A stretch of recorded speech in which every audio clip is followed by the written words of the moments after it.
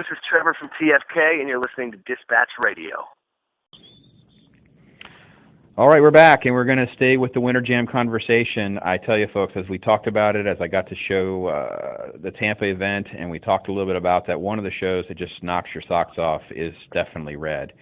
And we're getting a chance to learn more about the band and the songs and stuff. We have Randy Armstrong with us now. How are you doing, Randy?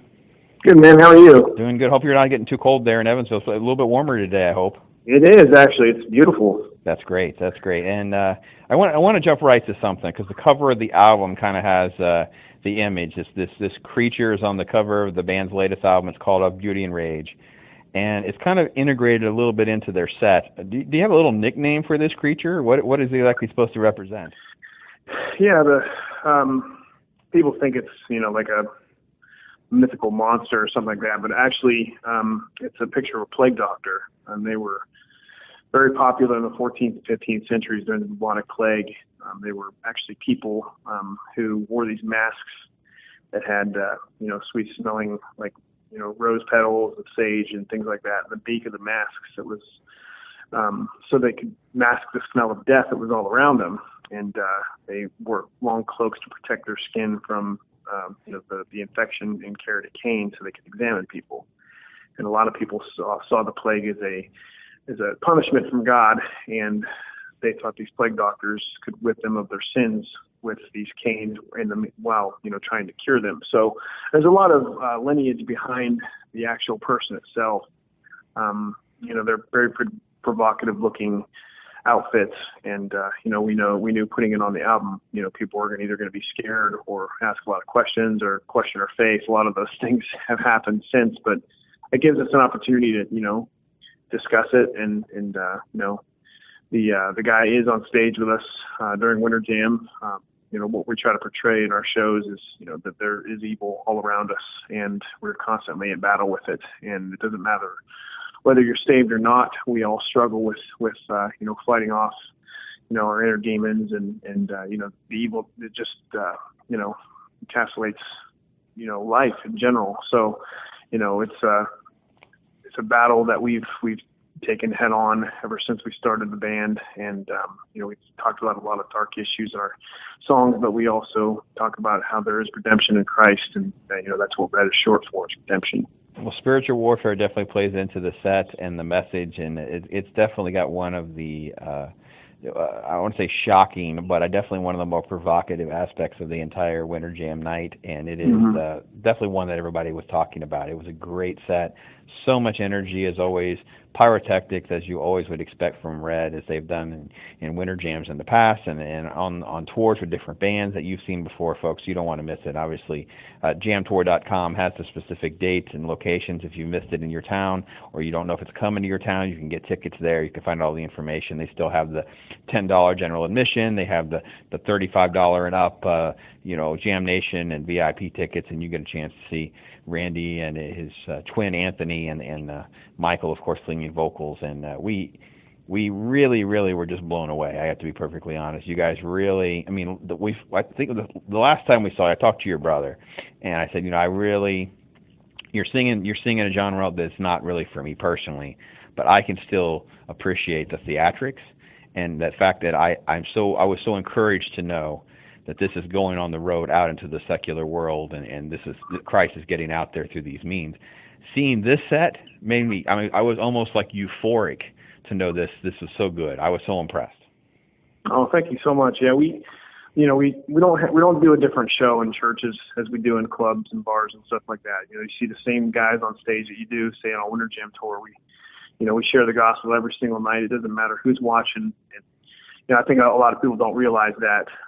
They see the surface, they see the heavy music, the guy on stage, the fire, and we've heard a lot of comments how satanic we are, things like that. But when you really dive in and you read the lyrics and you listen to interviews like this one, the heart of the band is Christ, and it always has been. We grew up in the church, and again, we wanted to go a different route with our music and our ministry. There's so many bands that are doing their thing, and some of them, are very similar.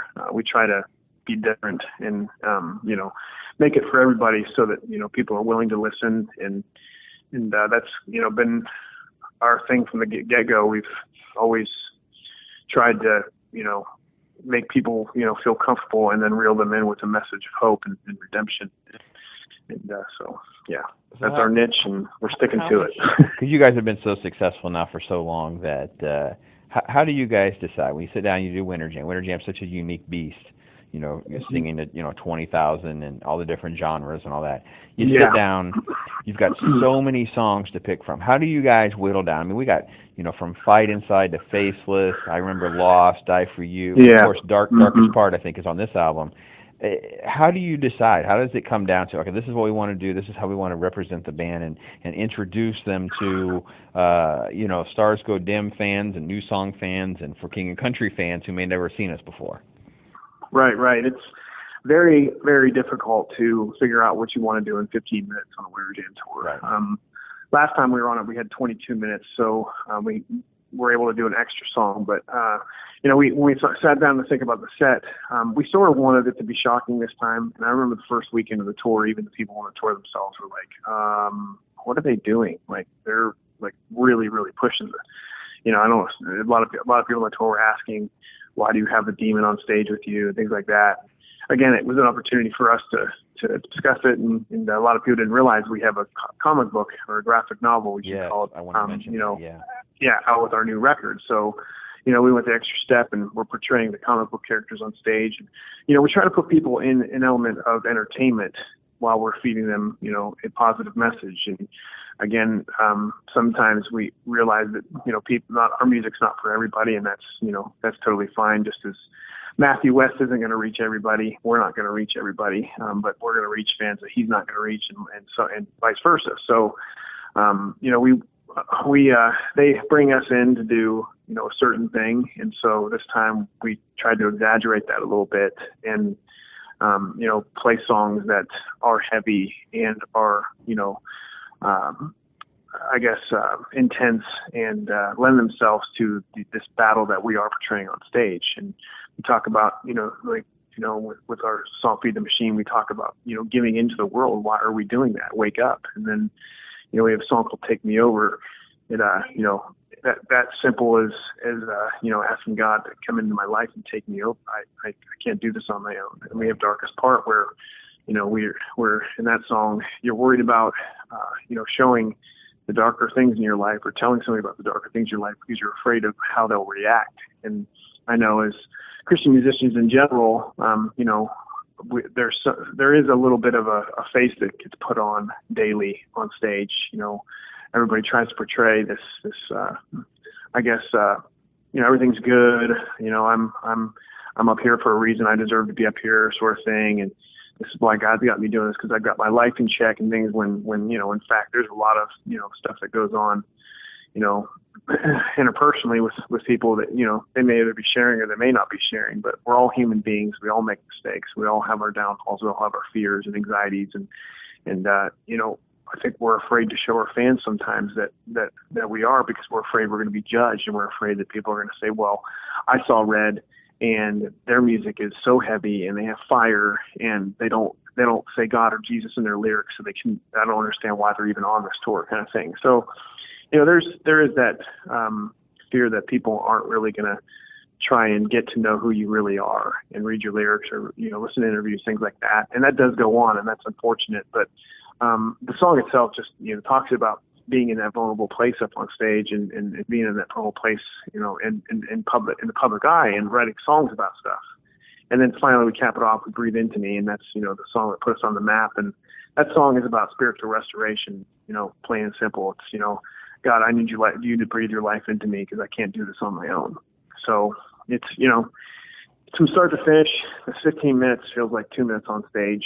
That's frustrating for us, because we barely even start to break a sweat before it's over. I think if we didn't have the pyro, we wouldn't even be sweating. So, Randy Armstrong from Red talking about Winter Jam and their set. They'll be out in Evansville tonight, but they'll be playing out in the Midwest most this weekend, and then you can catch them in your area. Make sure you go to jamtour.com. And I tell you, Randy, I would describe it as just one of the greatest human drama. People want to always do, the churches are okay to do their human drama, and they can have Satan come out on stage and have their little messages, but when you guys do it, they have an issue. And I think it was fantastic. So I we appreciate sure that. we got you guys on the show talking about it, talking about the message.